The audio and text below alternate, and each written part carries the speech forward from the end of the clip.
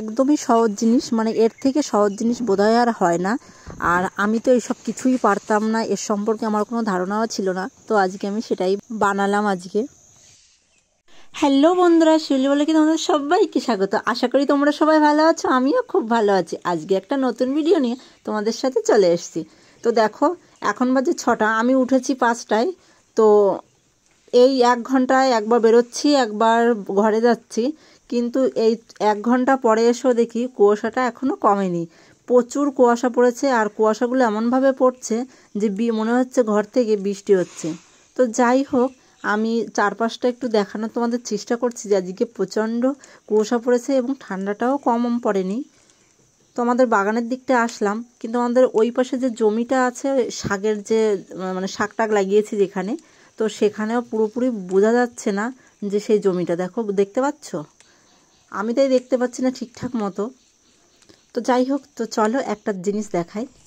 তো উনুনটা আমি একটু এইভাবে কোনো একটা কাঠের জিনিস দিয়ে, আমার বাবুর একটা ব্যাট ছিল, আমি সেটা খুঁজছিলাম, তা পাইনি। তো তার জন্য আমি এমনি একটা কাঠের তক্তা বলে যেটা, একটা তক্তা নিয়ে নিয়েছি।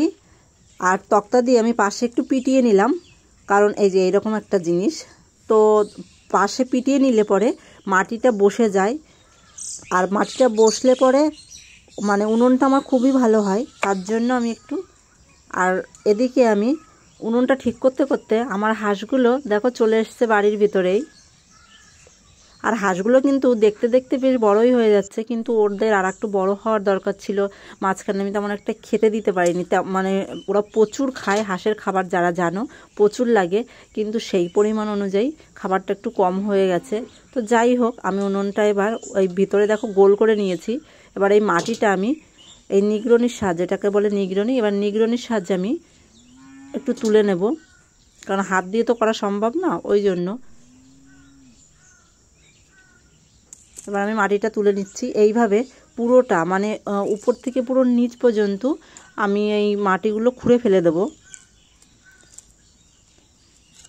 কারণ মাটিটা নরম আছে, কিন্তু হাত দিয়ে না তোলা যাবে না, মানে এরকম খোঁচা যাবে না যেটা বলে।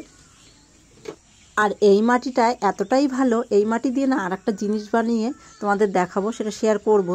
তো চলো আমি একটু খুঁচে নিই, কেটে কুটে তারপরে তোমাদের সাথে ফিরছি। তো দেখো কাটাটা হয়ে গেছে, এখানে আমার শাশুমা একটুখানি হেল্প করেছে। তো যাই হোক, এরপরে বসাতে হবে শিক। এই শিকগুলো না এখানে দেওয়া হয়েছিল, কিন্তু শিকটা অনেকটা নিচে দেওয়া হয়ে গেছে, যেহেতু উনি দিয়েছিল তো তার আমি বললাম, আমি বেরও করে ফেলেছি, কারণ শিকটা আমি ওইভাবে অতটা নিচেও দিতে বারণ করলাম, কারণ অতটা নিচে দিলে পরে যা কিছু এই শিকের পরে বসাবো তো পুড়ে যাবে, ওই জন্য একদম উপরেই বসাবো, 2 আঙুল নিচে এইভাবে বসাবো। তো এক হাত দিয়ে দাঁড়াও, আমি একটু ঠিক করে বসিয়ে নিই। আরও কিছু রড লাগবে, এটা আবার ছোট হয়ে যাচ্ছে। তো ওই পাশে 2টো রড রয়েছে, তো দেখো আমি সাজিয়ে দিলাম। আর এখানে 2টো বড় বড় যে রডগুলো আছে একটু কেটে নিতে হবে। তো এইভাবেই বসাবো। আর এর উপরেই একটা জালি, মানে একটা নেট টাইপের কিনে নিয়ে আসবো, তো সেখানে একদম উপরে দিয়ে দেব। আর রডগুলো এই উনুনের 2 আঙুল নিচে দিয়ে দেবো। আর এই পাশে এই যে এইখানে জায়গা রেখেছি, এখানে জ্বালানিটা দিয়ে দেবো এই দিক দিয়ে, আর ছাইটাও বের করবো এই দিক দিয়েই। তো আমার উনুনটা প্রায় কমপ্লিট হয়ে গেছে, এখন রড ঢোকানোটা বাকি আছে, আর একটা জালি বা নেট নিয়ে আসবো, ওটা উপরে দিয়ে দিলে মোটামুটি আমার কমপ্লিট হয়ে যাবে। তো চলো, এটা তো হয়ে গেল।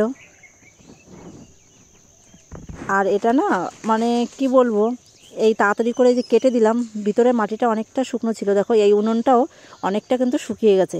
এই ভিতরের মাটিটা যখন আমি বের করে নেব তখন তাড়াতাড়ি শুকিয়ে যাবে, আর নাহলে ভিতরের মাটি বাইরের মাটির থেকে শুকাতে শুকাতে অনেকটা টাইম লেগে যায়, ওই জন্য একটু নরম থাকতে থাকতেই একটু কেটে নিলাম।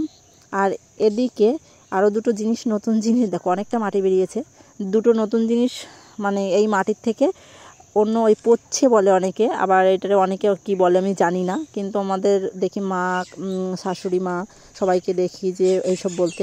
তো আজকের ভিডিওটা আমি এখানেই শেষ করছি। ভিডিওটা তোমাদের কেমন লেগেছে তোমরা অবশ্যই আমাকে কমেন্ট করে জানাতে পারো। দেখা হবে অন্য কোনো সময়। টাটা, ভালো থেকো, সুস্থ থেকো।